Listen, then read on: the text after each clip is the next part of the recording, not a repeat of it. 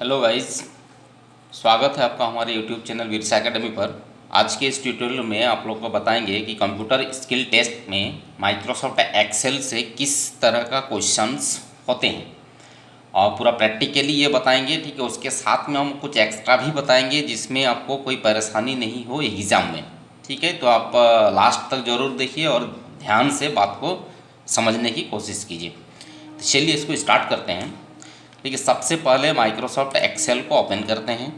ठीक है, अब इसमें जो आपका देखिए क्वेश्चंस रहता है, मेरा एक बना हुआ है, वो आपको हम दिखाते हैं ओपन करके। ठीक है, देखिए इस तरह का आपका क्वेश्चंस होता है। लगभग जितने भी हमारा स्किल टेस्ट होता है माइक्रोसॉफ्ट एक्सेल में इसी तरह होता है। देखिए कोई एक आपको टेबल दिया हुआ रहेगा, यानी डाटा आपको दिया हुआ रहेगा।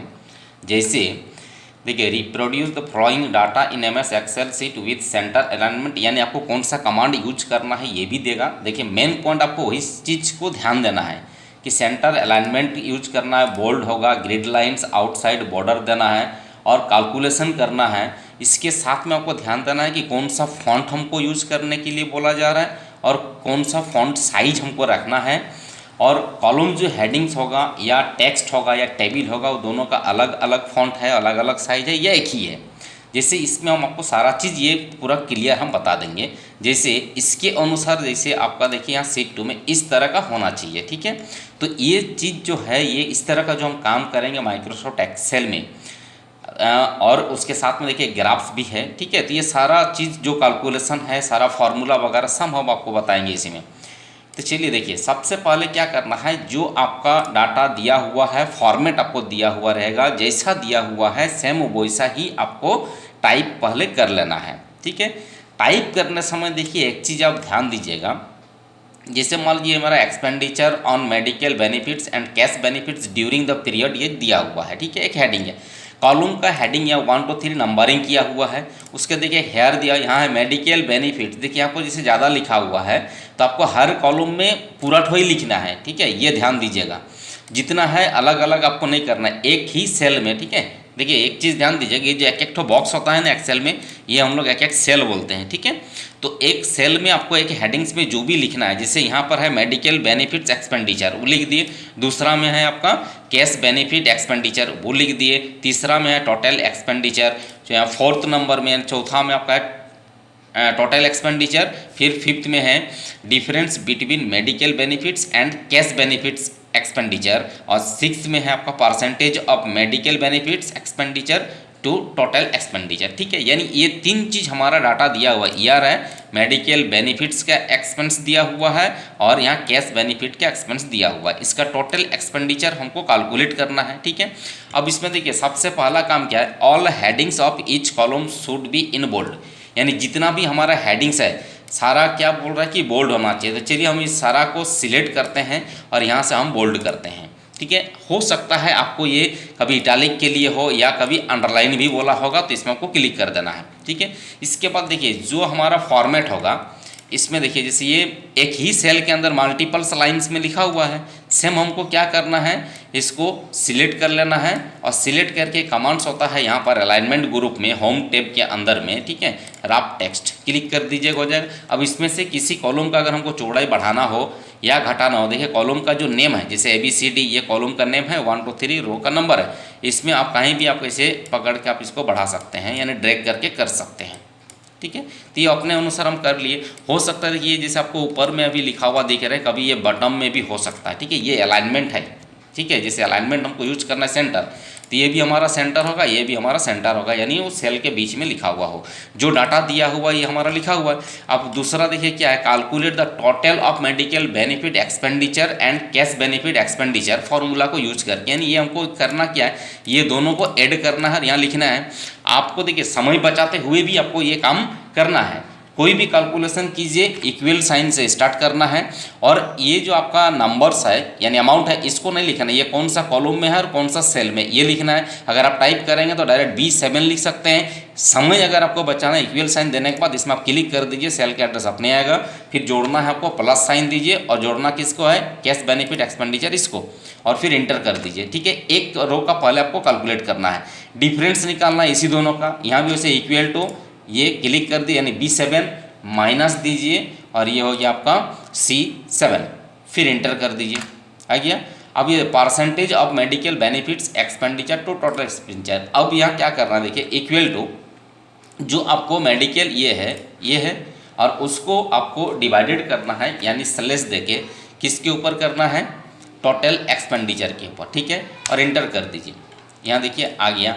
कभी आपको हो सकता है नहीं आए, ये ध्यान दीजिए, जैसे नंबर ऐसा आपको देखिएगा 0.89, तब आपको क्या कीजिएगा, इसको सिलेक्ट करके ये देखिए नंबर ग्रुप में यहाँ पर नंबर लिखा ना, या जनरल भी रह सकता है, इसको आपको करना है परसेंटेज। एक का जब ऐसा हो जाए तो उसके बाद आपको क्या करना है, ये सारा को सिलेक्ट करना है।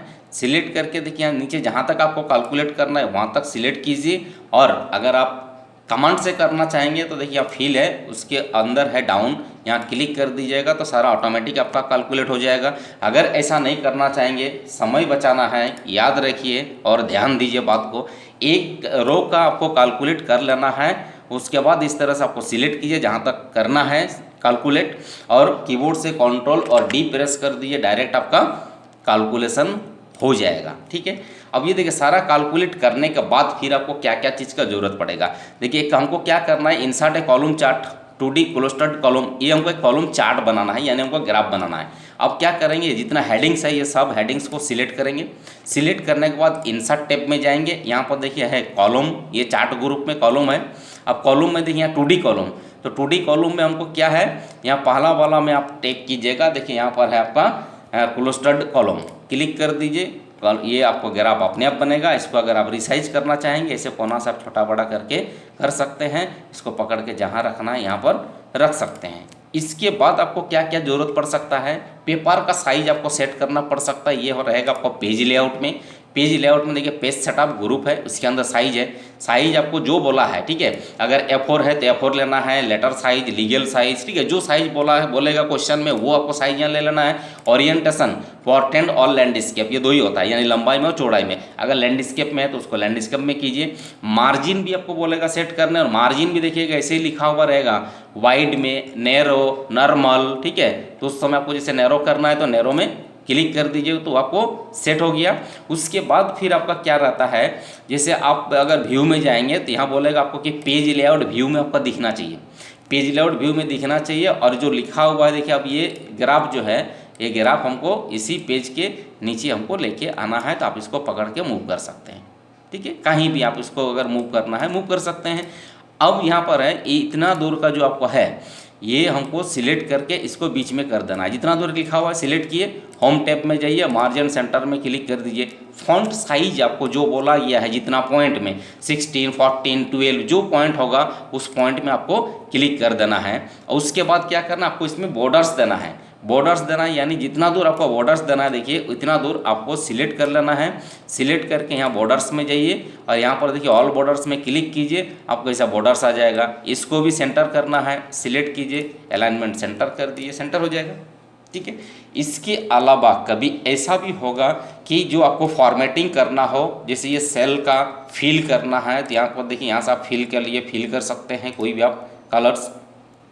कभी होगा कि एक से ज़्यादा बॉक्स जो भी आपका लिखा हुआ देखिए, इसमें आपको साइज घटाना है, यहाँ से देखिए घटा सकते हैं, यहाँ से बढ़ा सकते हैं, ठीक है। ये फॉर्मेटिंग क्या है, ठीक है, बढ़ाइए या घटाइए, ठीक है। अब देखिए अलाइनमेंट का यूज कैसे करें, देखिए ये अभी जैसे हम सेल ये बड़ा कर दिए तो ये नीचे आ गया। अब इसको ऊपर करना है तो यहाँ टॉप कर सकते हैं, बीच में करना है तो सेंटर कर सकते हैं, ठीक है। इस तरह से आपको यूज करना है।